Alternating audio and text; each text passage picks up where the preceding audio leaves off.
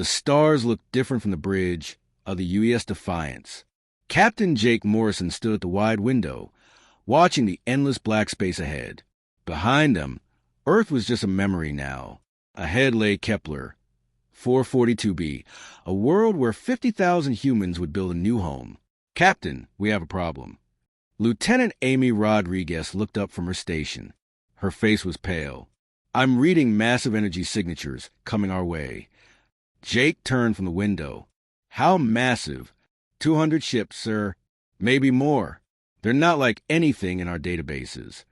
The bridge fell silent, except for the soft hum of the ship's engines. Jake had been expecting this moment for months. Everyone knew that humans weren't alone in the galaxy anymore. The question was whether they would be welcomed or seen as invaders. Put it on the main screen, Jake ordered. The view screen flickered to life, showing a fleet of crystalline ships that seemed to bend light around them. They were beautiful and terrible at the same time. Each ship was at least 3 times larger than the Defiance, and they moved with perfect coordination. Incoming transmission, Amy reported. Let's hear it. A voice filled the bridge, speaking perfect English but with a strange musical quality. Human vessel, you will stop your engines and prepare for boarding. You have entered space controlled by the Zephyrian Collective. All inferior species must submit to our authority. Commander Rick Bennett, the ship's tactical officer, shook his head. 200 to 1, Captain. Our weapons won't even scratch their shields. Jake activated the comm system. This is Captain Jake Morrison of the UES Defiance. We are peaceful colonists seeking a new home. We mean no harm to your people. The alien voice responded immediately. Harm is not relevant. You are an inferior species. You will be contained and controlled for the good of the galaxy. Resistance will result in your destruction. Jake looked around the bridge. His crew stared back at him with trust and fear in their eyes. These were good people. Farmers, engineers, teachers, children. They had left everything behind for a chance at a new life among the stars. Amy, open a channel to all sections of the ship, Jake said quietly. Channel open, sir. Jake took a deep breath. This is the captain speaking. I know you're all scared. Hell, I'm scared too. We came out here looking for a new home, and instead we found something we never expected. These aliens, they think we're nothing special. They think we'll just roll over and let them put chains on us. He paused, looking out at the alien fleet. They don't know us very well, do they? In the ship's cafeteria, Danny Parker set down his coffee cup. The mining foreman had calloused hands and a steady gaze. Around him, families huddled together, listening. In the engineering section, Lisa Brooks stopped her work on the ship's power systems. The young woman had joined the colony mission to escape a boring life on Earth. Now she wondered if she would ever see another sunrise. In the medical bay, Dr. Peter Hayes closed his book of military history. The old professor had spent his life studying human conflicts. Now he wondered if his knowledge would matter in the dark between stars. Jake continued his announcement. I won't lie to you. We're outnumbered and outgunned. But we have something these aliens don't understand. We're human, and humans don't go quietly into the night. On the bridge, the alien voice crackled over the speakers again. You have 30 seconds to comply or be destroyed. Rick Bennett looked at his weapons display. Captain, even if we use everything we have, we can't win this fight. Jake smiled grimly. Who said anything about winning? Amy, prepare to transmit our complete historical database to every human outpost in known space. Everything we have about human military history, our wars, our tactics, our heroes. Sir, that will take all our power, Amy protested. Do it. And Rick, I want you to plot a ramming course for their flagship. Maximum speed. The bridge crew stared at him. Rick was the first to speak. Captain, that's suicide. No, Jake said calmly. That's a message. The alien fleet began to move closer, their ships glowing with charging weapons. High Arbiter Veltar watched from his flagship's command center. In 2 centuries of conquest, he had seen this moment countless times. The inferior species would beg, then surrender, then accept their place in the natural order. But something was different about this human ship. Instead of powering down, it was building energy. Instead of turning away, it was turning toward them. What are they doing? Veltar asked his tactical officer. Unknown, High Arbiter. They appear to be charging weapons and engines simultaneously. But their weapons cannot harm us. On the Defiance, Jake walked to each station, shaking hands with his crew. Amy, send that transmission now. Everything we've got about human history. Let them learn about Thermopylae, about the Alamo, about Stalingrad. Let them learn what humans do when someone tries to make us slaves. Amy's fingers flew over her controls. Transmission sent. Sir, all human colonies will receive it within the hour. Good. Rick, are we lined up? Yes, sir. Direct course for your flagship. Jake sat in his captain's chair and activated the ship-wide comm. Attention all colonists. In a few moments, we're going to show these aliens something they've never seen before. We're going to show them what happens when you threaten human freedom. Tell your children about this day. Tell them that when the galaxy tried to put humans in chains, we chose to break those chains with our bare hands. The Defiance began to accelerate. 50,000 people stood in corridors and cargo bays, in their tiny rooms, holding hands and singing quietly. They sang old songs about home, about freedom, about standing together when the world was dark. Veltar watched the human ship approach. They cannot be serious. One small ship against our entire fleet. But the humans were serious. The Defiance's engines roared to full power, pushing the ship faster than it was designed to go. Jake gripped his chair arms as the hull began to shake. 10 seconds to impact, Rick reported. Jake, open the comm one last time. This is Captain Jake Morrison to any alien listening. We are human. We don't kneel to anyone. And if you want to rule the galaxy, you're going to have to go through us first. The Defiance struck the alien flagship shields at full ramming speed. The explosion lit up space like a new star. When the light faded, the human ship was gone. The alien flagship barely showed a scratch on its crystalline hull. Veltar stared at the empty space where the human ship had been. In 200 years of conquest, no species had ever done anything so completely insane. No species had ever chosen death over surrender. Continue with the occupation, he ordered his fleet. Begin standard pacification procedures.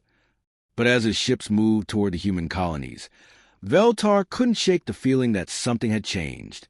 The humans' transmission was already spreading across the galaxy, carrying stories of a species that preferred death to chains. Soon, every alien commander would know what the humans had done. And soon, they would learn what that meant. 3 months after the destruction of the Defiance, the Zephyrian occupation was in full swing. General Veltar had expected the usual pattern by now. Fear, then acceptance, then gradual cooperation. It had worked on 127 other species. It should have worked on humans, too. It didn't. Minor Archon Crixna stood in his temporary office on New Montana, reading the morning reports. The mining colony should have been the easiest to control. Miners were practical people who understood survival. They should have accepted alien rule without much trouble. Instead, Danny Parker had turned the mines into a maze of tunnels and traps. Danny crouched in the darkness of Shaft 7, checking the wires on his latest creation. The explosive was made from mining charges and scrap metal.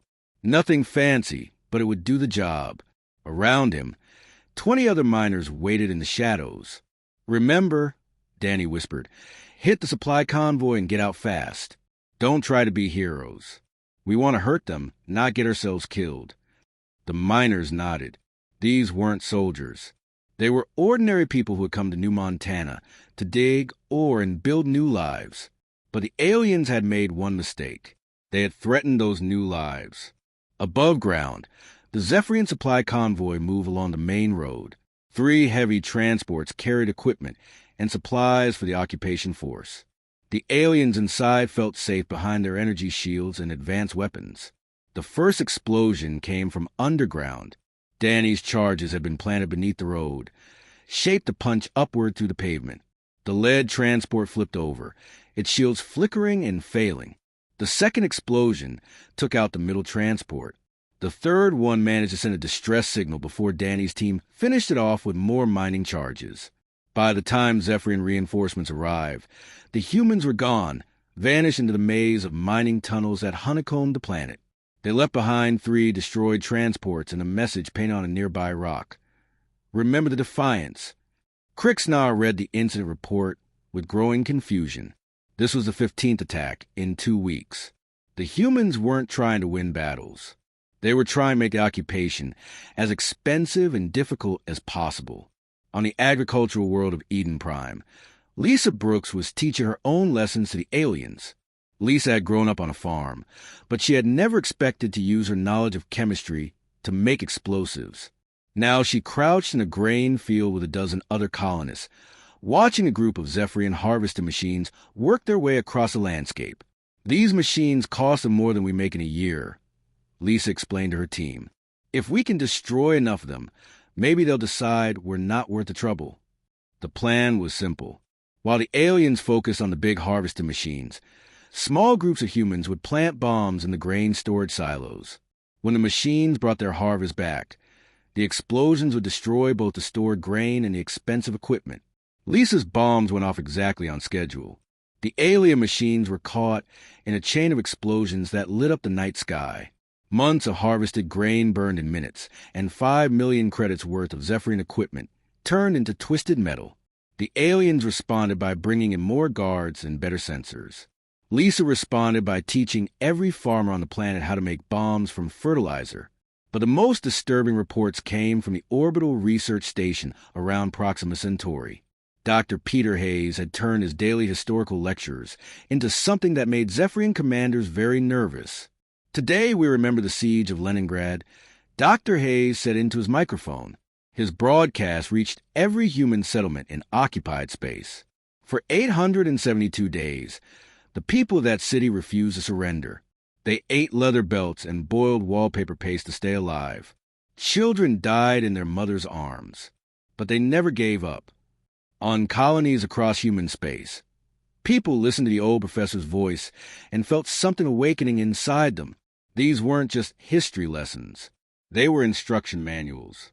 Dr. Hayes continued his broadcast. The aliens think we'll give up when things get hard. They don't understand that we've been preparing for this fight for thousands of years. Every war, every battle, every last stand in human history was practice for this moment. Crixnar found himself listening to these broadcasts with growing alarm. The old human was teaching the occupied populations about guerrilla warfare, about resistance movements, about how to fight an enemy with superior technology. Worse, the lessons were working. On the industrial world of New Pittsburgh, factory workers had started sabotaging their own equipment rather than let the aliens use it. On the farming colony of New Kansas, entire communities had disappeared into underground shelters, leaving the aliens to guard empty towns. The pattern was always the same. Humans would rather destroy their own property than let the aliens benefit from it. They would rather go hungry than feed their conquerors. They would rather die than accept slavery. Crixnar had studied the conquest of many species. He had seen fear, anger, desperation, and eventually acceptance. But he had never seen anything like what the humans were doing. They seemed to get more dangerous as their situation got worse. The breaking point came when General Veltar ordered the construction of prison camps for captured resistance fighters. The first camp was built on New Montana, in the shadow of a destroyed mining facility. 50 human prisoners were brought in, including Danny Parker. The aliens expected them to be broken by capture and ready for re-education. Instead, the humans turned the prison camp into a school. Danny stood in the center of the camp's main yard, speaking to a group of new prisoners. "I know you're scared," he said. "I know this looks bad. But remember what Captain Morrison taught us. We're human, and humans don't stay prisoners for long." The guards couldn't understand why the prisoners seemed to get more organized every day instead of more defeated. They didn't realize that Danny was teaching the other prisoners everything he had learned about resistance, about sabotage, about never giving up. Within a month, the prison camp had 3 escape attempts for sabotage incidents and a hunger strike that lasted 2 weeks. The prisoners seemed to view their captivity as just another challenge to overcome. Krixna received the prison reports with growing unease. Every other species had broken under this kind of pressure. The humans were using their imprisonment as an opportunity to train more fighters. He began to study the historical records that the Defiance had transmitted before its destruction. What he found there made him understand why the humans were acting so strangely. These people had a history unlike any other species in the galaxy. They had spent thousands of years fighting each other, learning from every defeat, perfecting the art of warfare. But more than that, they had developed a culture that valued freedom more than life itself. Krixna read about the Warsaw Ghetto Uprising, where humans fought tanks with homemade bombs. He studied the American Revolution, where farmers and merchants defeated the most powerful military in their world. He examined the French Resistance, where ordinary people became deadly shadows. Every page of human history told the same story. When faced with conquest, humans didn't surrender. They learned. They adapted. They fought back with whatever they had. And they never stopped fighting. As Krixna compiled his report for General Veltar, he felt something he had never experienced before. Fear. Not fear of human weapons or human technology, but fear of human determination. The humans weren't just resisting occupation. They were teaching the entire galaxy what resistance looked like, and other species were starting to pay attention. The report Krixna finally submitted to General Veltar was just 3 sentences long. The human resistance is not decreasing. It is spreading to other species. Recommend immediate withdrawal and isolation protocols. General Veltar read the report and threw it in the waste disposal. Humans were an inferior species, and inferior species always surrendered eventually. All they needed was more pressure. He had no idea how wrong he was. Krixna couldn't sleep. The crystal formations that served as his bed felt cold and uncomfortable as images from human history played through his mind. He had started studying their records to find weaknesses. Instead, he had found something that made his crystalline skin crawl with terror. He got up and walked to his data terminal. General Veltar had dismissed his recommendations, but Krixna needed to understand these humans.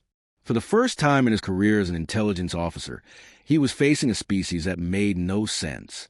The terminal glowed as he accessed the human historical database again. Tonight, he was studying something called World War II. The scale of it amazed him. Humans had turned their entire planet into a battlefield, killing millions of their own species in a conflict that lasted 6 years. But it wasn't the violence that scared him. The Zephyrians had seen plenty of violent species.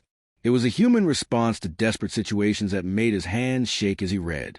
Stalingrad, a city turned into hell on earth.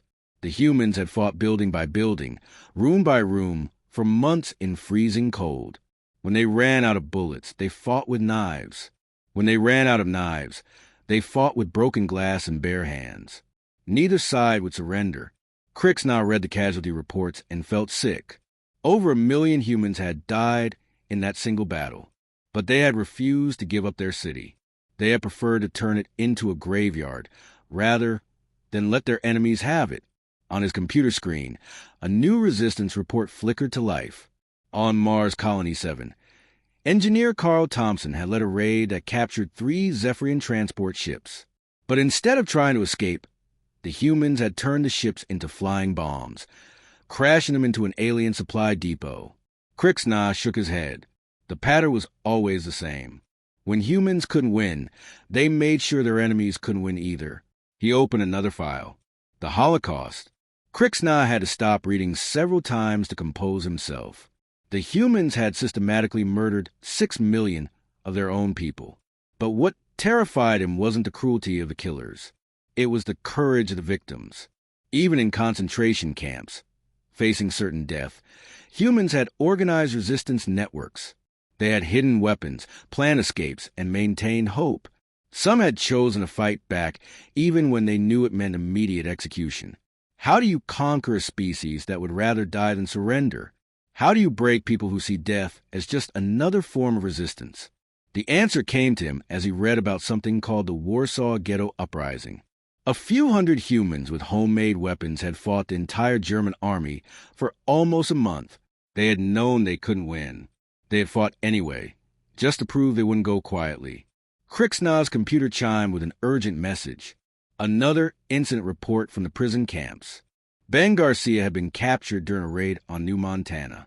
The former Marine sergeant had been expected to break under interrogation like every other species eventually did. Instead, he had turned the prison camp into a military training facility. Pain is just weakness leaving the body, Ben told the newest group of prisoners. His face was bruised from his latest interrogation session, but his eyes burned with determination. They can hurt us, but they can't break us. Not unless we let them. The Zephyrian guards watched nervously as Ben organized the prisoners into squads. He taught them how to resist interrogation, how to communicate without words, how to turn everyday objects into weapons. Most importantly, he taught them to never give up hope. My great-grandfather fought in World War II, Ben continued. My grandfather fought in Vietnam. My father fought in Afghanistan. Now it's our turn to fight for freedom. And we're going to show these crystal-faced bastards what Marines do to anyone who threatens America. The guards reported that the prison camp was becoming more dangerous every day. Prisoners who should have been broken by captivity were instead becoming more organized and determined. Escape attempts were increasing. Sabotage was constant, and the humans seemed to view their imprisonment as just another battle to win. Krixna read about a pilot named Sue Martinez who had stolen a Zephyrian fighter and crashed it into an alien command post. Her final transmission had been, "Remember the Defiance. Remember Captain Morrison." That phrase was showing up everywhere. Human resistance fighters painted on walls, broadcasted over stolen radio equipment, and shouted it as they died in hopeless attacks against superior forces. But the most disturbing development was happening in space itself. Human pilots had started using their own ships as weapons. They would disable alien vessels by ramming them, trading their lives for strategic victories. It was completely insane. No other species had ever developed such suicidal tactics. But it was also terrifyingly effective. The humans were destroying expensive alien equipment with cheap civilian ships, making every space battle a costly victory for the Zephyrians. Krixna opened his most classified files, the psychological profiles of conquered species. Every other race had followed the same pattern when faced with superior force. First resistance, then negotiation, then gradual acceptance of their new position. The humans had skipped straight to total war. He pulled up the file on human nuclear weapons. His blood went cold as he read the details. During something called the Cold War, humans had built enough nuclear weapons to destroy their own planet several times over. For decades, they had lived under constant threat of total annihilation, and they had been fine with it. The report noted that humans had actually planned for nuclear war. They had built bunkers, trained their children to hide under desks, and prepare to fight on even after their cities were destroyed. The possibility of human extinction had been acceptable to them as long as their enemies died too. Krixna realized he was looking at a species that had been preparing for this war their entire history. Every human conflict had been practiced for fighting an enemy with superior technology. Every defeat had taught them new ways to make victory costly for their conquerors. He began typing his real report to General Veltar. Not the 3-sentence summary he had submitted before, but a complete analysis of why the human occupation was doomed to fail. Subject: critical assessment of human psychology, he wrote. After extensive study of human historical records and current resistance patterns, I must report the following conclusions. Humans are not like other species.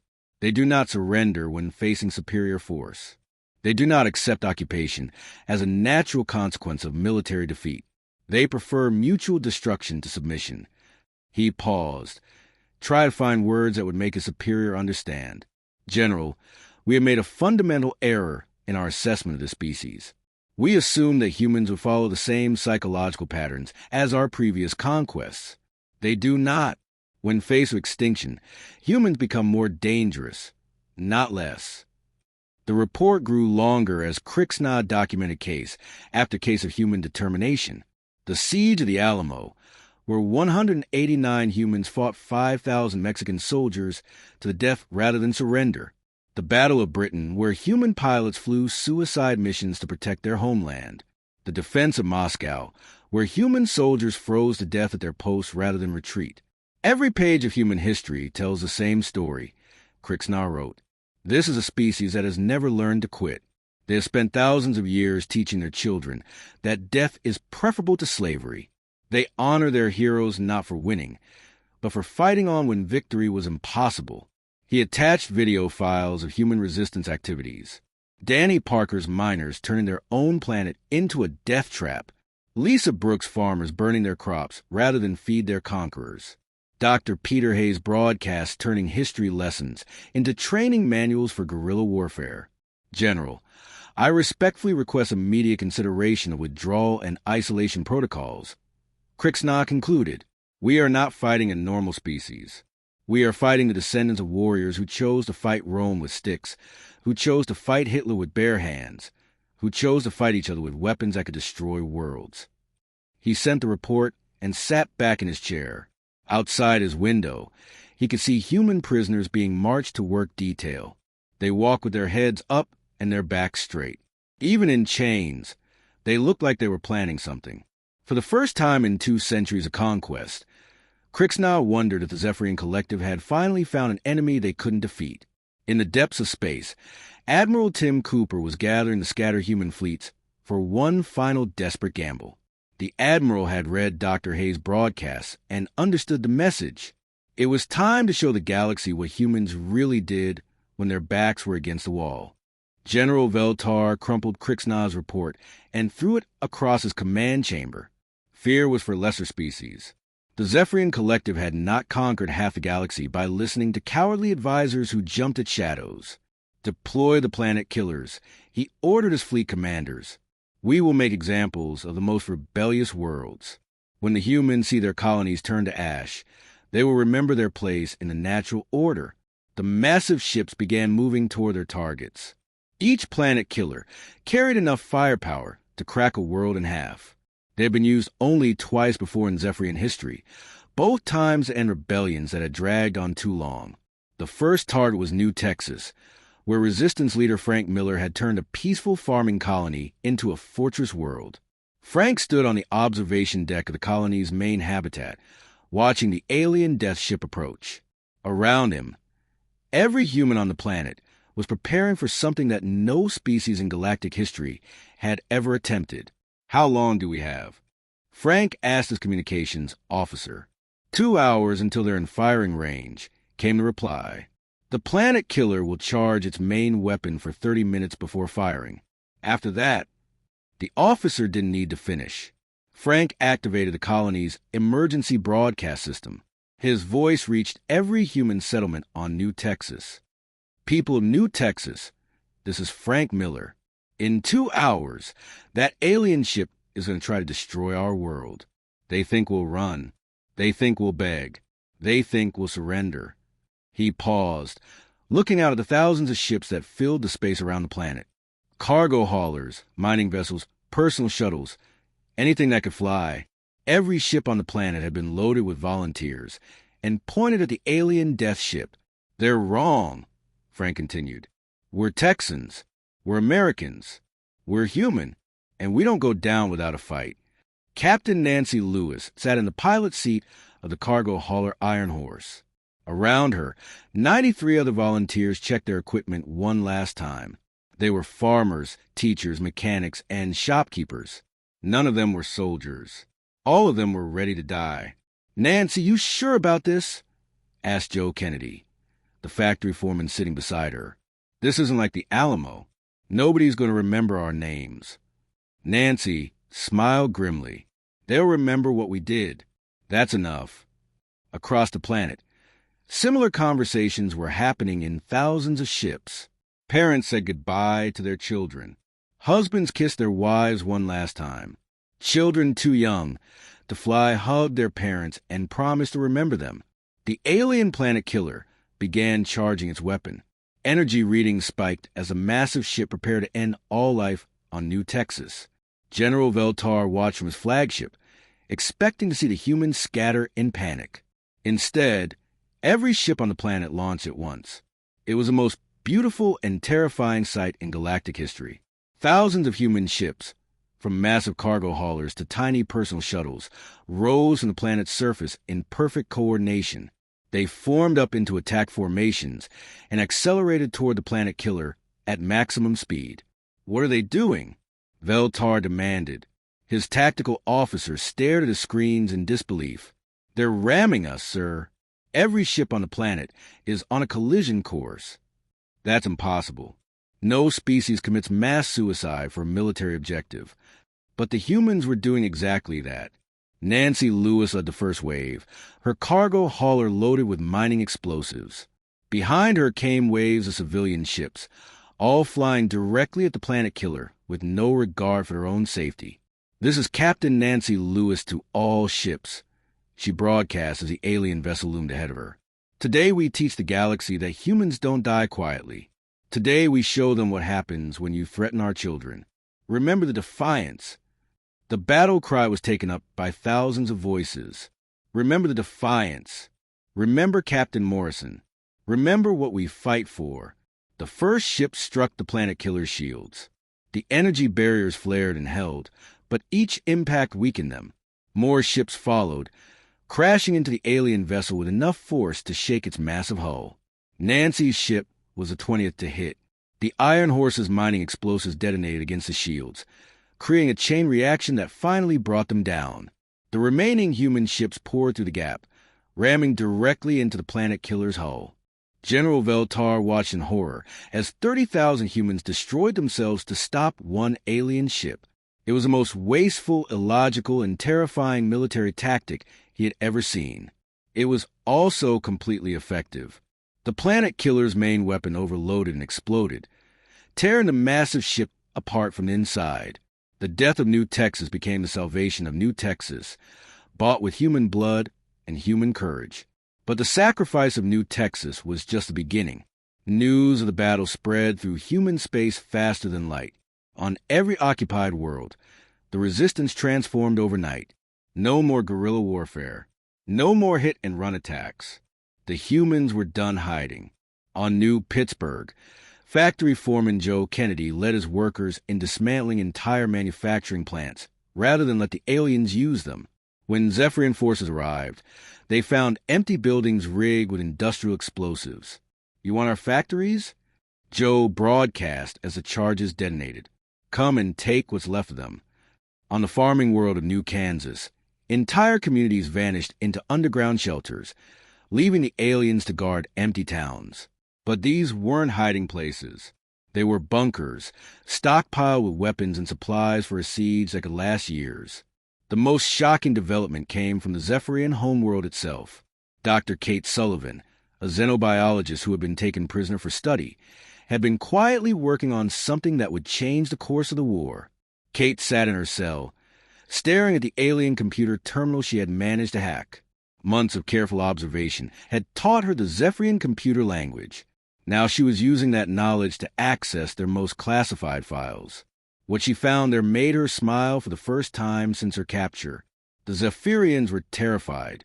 Their internal communications were full of references to the human problem and containment protocols. They were debating whether to use biological weapons, wondering if they should retreat to their home systems, and desperately trying to understand why humans refused to surrender. Kate began copying the intelligence data and preparing it for transmission. If she could get this information to human forces, it would reveal every weakness in the alien military structure. But more importantly, it would prove that the galaxy's most feared conquerors were afraid of humanity. The transmission went out on a stolen Zephyrian communication beam, compressed and encoded to look like routine administrative data. It reached Admiral Tim Cooper just as he was preparing Operation Lazarus, the most desperate gambit in human history. Cooper read Kate's intelligence report and felt his blood turn cold. The aliens weren't just occupying human colonies. They were planning to sterilize them. Every human world would be cleansed of life to prevent the infection of human resistance from spreading to other species. All ships. Cooper broadcast to the scattered human fleet. "This is Admiral Cooper. We just learned that the aliens plan to commit genocide against our entire species. They're going to kill everyone, colonists, prisoners, civilians, children, everyone." He paused, letting the weight of those words sink in. I know we're outnumbered. I know we're outgunned. I know this looks like suicide. But I'll be damned if I let these crystal-faced bastards murder our families while we run and hide. The response was immediate. Every human ship in space, from massive battleships to tiny courier vessels, began converging on the Zephyrian fleet positions.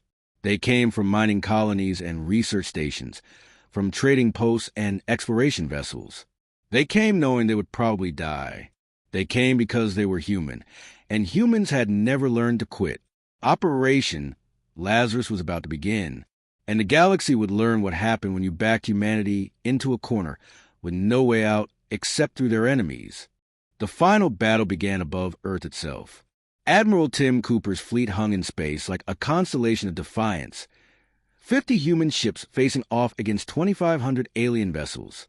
The odds were 50-1 against humanity. By every rule of warfare, it should have been a massacre. Admiral Cooper stood on the bridge of his flagship, the U.S. Liberty, and looked out at the impossible odds. Around him, his crew worked with quiet determination. They knew they were probably going to die in the next few hours. They also knew that dying well was sometimes more important than living poorly. Admiral, incoming transmission from the Zephyrian flagship, reported Communications Officer Jack Turner. Put it through? General Veltar's voice filled the bridge, carrying the weight of absolute certainty. Human Admiral, you are vastly outnumbered and outgunned. Surrender now, and your deaths will be quick. Continue this pointless resistance, and we will make you suffer before we cleanse your species from the galaxy. Cooper activated his own transmitter, broadcasting on all frequencies, so that every ship in both fleets could hear his response. General Veltar, this is Admiral Tim Cooper of the United Earth Navy. I have a message for you and all your crystal-faced friends. He paused, looking around at his crew. These were good people, the best humanity had to offer. They deserved better than to die in the cold darkness between stars. But if they had to die, they would die as humans always had, fighting for something bigger than themselves. You came to our worlds thinking we were just another species to conquer, Cooper continued. You thought we would break like all the others. You were wrong. We are the children of warriors. We are the descendants of people who fought Rome with sticks, who fought tyrants with printing presses, who fought fascists with whatever weapons they could find. On the Zephyrian flagship, General Veltar listened with growing unease. There was something in the human's voice that reminded him of Krixna's warnings. Something that suggested these humans understood exactly how hopeless their situation was and didn't care. Cooper's voice grew stronger. You want to know what makes humans different from every other species you've conquered? We don't fight because we think we can win. We fight because we can't live with ourselves if we don't fight. Every ship in this fleet knows we're probably going to die today. We're here anyway. He activated the fleet-wide channel. All ships. This is Admiral Cooper. You know the mission. Every weapon, every ship, every life. We hold nothing back. We are the species that burn our own libraries rather than let tyrants read them. We are the people who chose to die free rather than live as slaves. The human fleet began to move. But instead of spreading out in a defensive formation, they did something that made every alien commander stare in disbelief. They formed up into tight attack groups and accelerated directly toward the alien fleet at maximum speed. What are they doing? Veltar demanded. They're charging us, sir, his tactical officer replied. All ships, full attack speed. They're not even trying to protect themselves. It was the most suicidal military tactic in galactic history. And it was working. The human ships tore through the alien formation like bullets through tissue paper. They used their own vessels as guided missiles, ramming alien ships while detonating their reactor cores. Fighter pilot Jack Turner led his squadron directly into the docking bay of an alien cruiser, turning his fighter into a flying bomb. This is for Captain Morrison, he shouted as his ship exploded, taking the alien vessel with him. The pattern was repeated throughout the battle. Human ships that should have been destroyed by alien weapons instead rammed their attackers, trading one human vessel for 2 or 3 alien ships. It was mathematically impossible. It was strategically insane. It was completely, terrifyingly human. General Veltar watched his superior forces being systematically destroyed by inferior enemy willing to trade life for freedom. For the first time in his long military career, he began to understand what Crixna had tried to warn him about. "Sir, we've lost 30% of the fleet," his tactical officer reported. "The humans are using ramming tactics exclusively. Our weapons can't stop them before they hit us." "How many human ships remaining?" 12, sir, but they're still attacking." Veltar stared at the tactical display. 12 human ships against 1,500 aliens should have been hopeless. Instead, those 12 ships were cutting through his fleet like a knife through crystal. Admiral Cooper's flagship was one of the survivors. The Liberty had taken massive damage, but it was still fighting. Around him, his bridge crew worked at stations that sparked and smoke from battle damage. Admiral, with a last capital ship, Jack reported from his new position at communications. All other major vessels have been destroyed or disabled. Cooper nodded. "Then it's time to finish this." He activated the emergency broadcast system, transmitting on every frequency in known space. His message would reach every human colony, every alien world, every species in the galaxy. "This is Admiral Tim Cooper of the United Earth Navy," he began. "In a few minutes, my ship and I are going to die. But before we do, I want to send a message to the galaxy. You've all heard about humans now. You know what we did when the Zephyrians tried to make us slaves.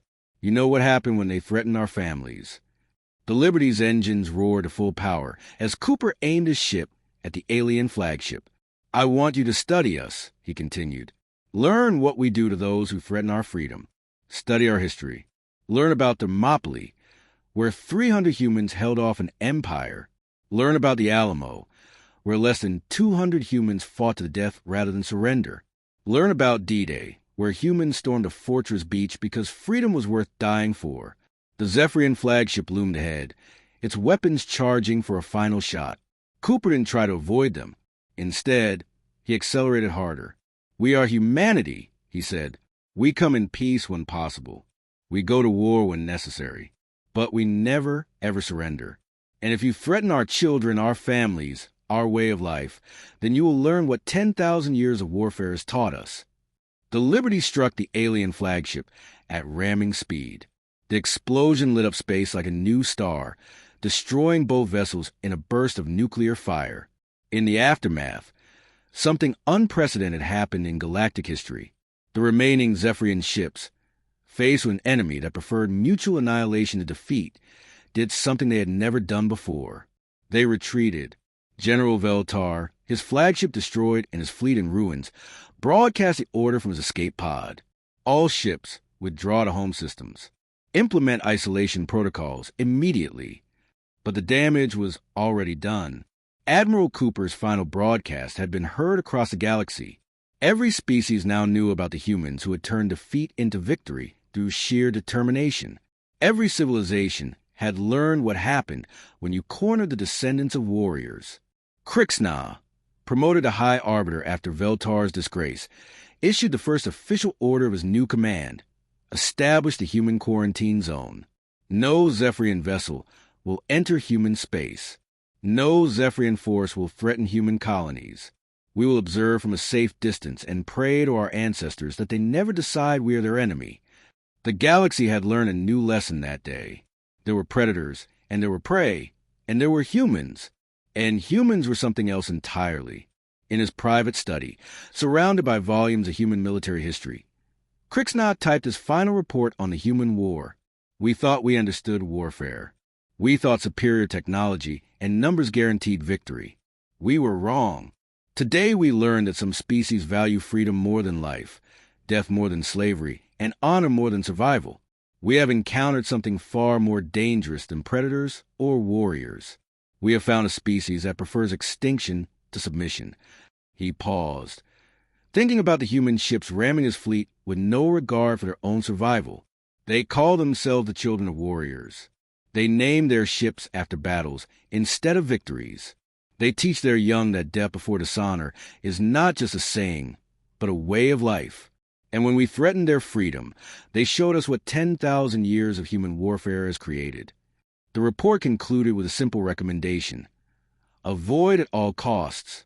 Observe from maximum range. Do not provoke. Do not underestimate. And pray that they never unite against the rest of the galaxy. 1 year later, human colonies thrived in their quarantine zone, now seen as a badge of honor rather than containment. Ships from dozens of species arrived seeking trade agreements and defensive pacts with the humans who had taught the galaxy that freedom was worth any price. The Zephyrian Collective's military academies now included mandatory courses on human tactical doctrine, with a simple warning. Study this species not to defeat them, but to avoid giving them reason to defeat you. And in the depths of space, human exploration vessels pushed ever outward, carrying a message that made every alien commander nervous. We are humanity. We come in peace. But we remember our history and we honor our dead. Choose wisely how you greet us. The galaxy had learned to fear not human weapons or human technology, but human determination, and that fear would ensure that humanity would never face conquest again.